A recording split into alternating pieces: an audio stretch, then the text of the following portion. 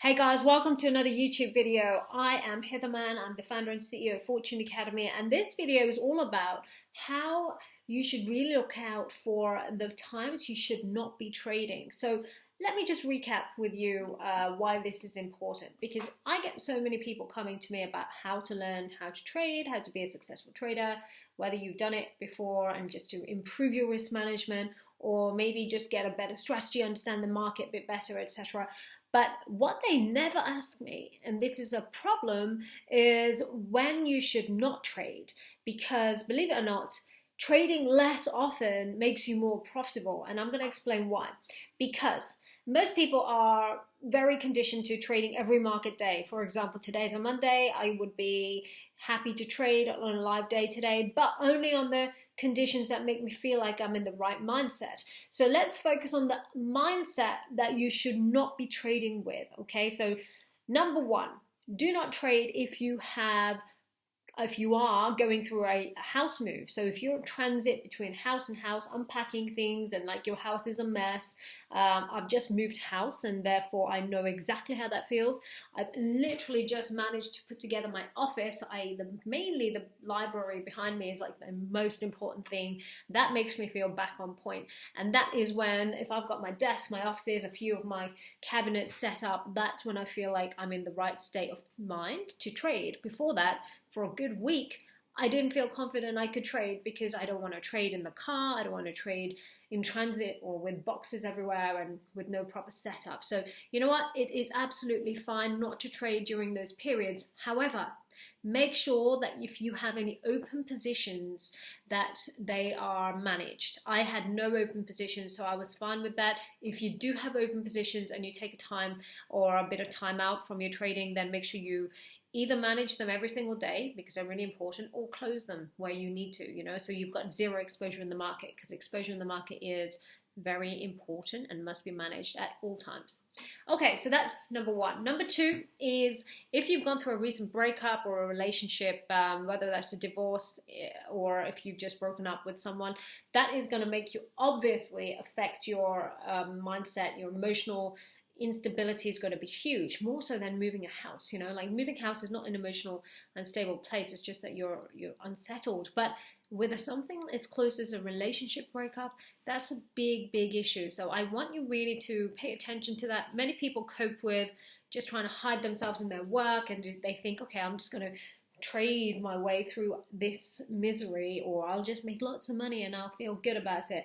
But I'll be very honest, when your emotions are all over the place, your trading is directly linked to your emotional stability, which sounds a bit scary, but it's very true.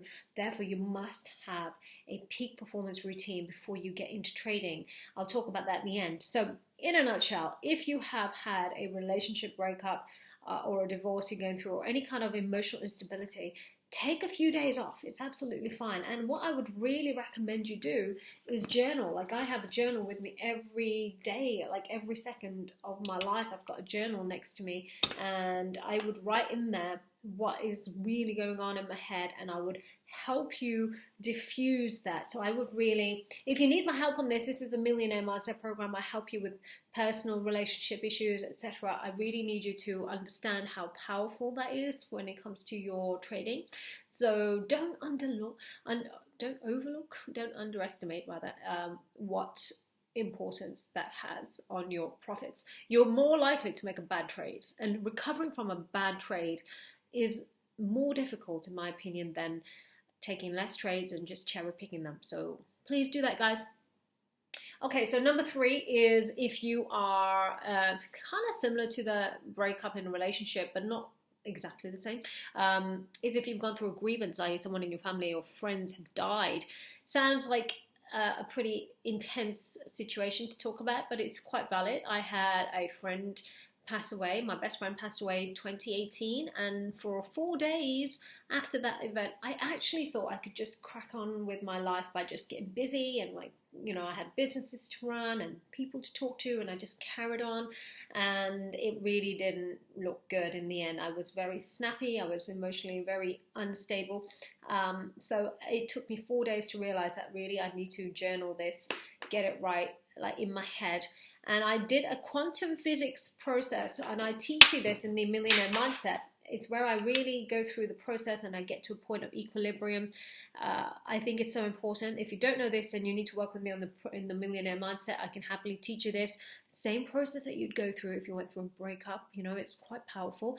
But you get to a place of gratitude, and you get to a place where you feel at ease and you come to terms with it, because many people feel like they can just hide the emotional baggage, when really, until you've done this process, it's still there and it will still haunt you. So very important to do that. And if you're trading, again, take a bit of time out. Now, both of those last two scenarios take about 4 to 5 days off. That's all you need.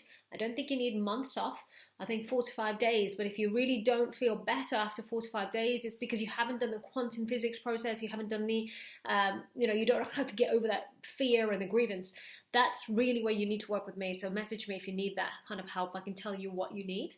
Now, last but not least, this one applies to not quite so much me, because I'm not really the category I'm going to describe, but it applies to the arts, like the people who are artists, singers, dancers, musicians, whatever. You guys are very creative, very emotionally open, and it has to be that way. Otherwise, you wouldn't be able to do what you do. But you cannot have that approach when you trade. You can't be too emotional. So, for example, if you've just done a acting session, I have some of my students, believe it or not, are actors, and they might have an acting session, and they might just want to have they may have 3 hours free, and they may take 1 hour to do trading, and I would advise them not to do it straight after acting unless they have done like a full-on getting in the zone or a peak performance routine. I will always ask my students, when are you most focused, singular minded? And many people say morning, or they might say night, it's up to you, but that is the time when you should be trading, when you've got nothing else going on, you're not in between meetings and stuff like that. It's got to be a very singular, focused mind that you need when you take on trades. Now, don't underestimate how powerful these scenarios are. When you should not trade is just as important as all the times. We talk about when you should trade and where you should trade and your mindset, your peak performance routine. I hope you guys have a peak performance routine before you trade. I'll maybe make another video about that in the future. But this video was dedicated to the times when you should not be trading. I hope that helped you, because if you don't, I'll be honest, losing and coming back from losses are far more difficult based on bad trading methods, i.e. for emotional baggage that you may have had. That is more difficult to come back from than coming from if you've made a calculated loss. They're okay. Remember, losing is part of the trading bigger process, but losing because you did the wrong, because you ignored the emotional drama going on in your head, that's unexcusable in my eyes. Like that, I would make you have a very strong trading journal if you're one of my students, and you would have that all documented so you can't escape. So what tips can I give you if you have been through this and you've come through an emotional patch and you've traded and you've lost? Well, my best advice is 2 things. Number 1, formulate a really strong trading journal, something that actually makes you document your emotional state and your confidence level on a scale of 0 to 5. Make sure that's in there. Screenshot your trade entries, screenshot your trade exits, and your confidence level and your emotional level. Describe your emotional state in your trading journal, and then you'll have a pattern of what you can refer to when it comes back. When you're looking at your month in review or your week in review, you can see what a good month or a bad month look like, or a good week, bad week. You can tell from the emotional drama from your trading journal whether it was relevant. The second thing you should be doing is really have just wipe the slate clean. If you've lost, you've got to just stop chasing losses. The worst thing you can do as a trader is chase losses. I don't want you to do that. I just want you to wipe the slate clean, take it on the chin, be responsible, and say, right, I did not trade well that time. I'm going to be looking to move forward in a more systematic way. So hope that helped. If you need my help on anything, the Fast Track Forex program is my best online course for beginners. It is where you start, no matter what level you're at. If you're someone who's not mastering their Forex, not getting the results they want, doesn't have the risk management tools, doesn't know what the trading journal looks like, I give you all of that. Well, definitely the risk management, not so much The trading journal, I give you an opportunity to get hold of that too, but you have to, there are 3 levels of education at my Forex Fortune Academy. That's beginner level is the fast track Forex, then you get the intermediate and the advanced. So I really want you guys to jump on the fast track Forex. Links are below. Get involved. Find me on social media. Instagram is the one where I interact with most of you guys, or you can see my stories. Facebook as well. I am on LinkedIn. I am on Twitter. So all my links are below. Make sure you only follow my pages and links below.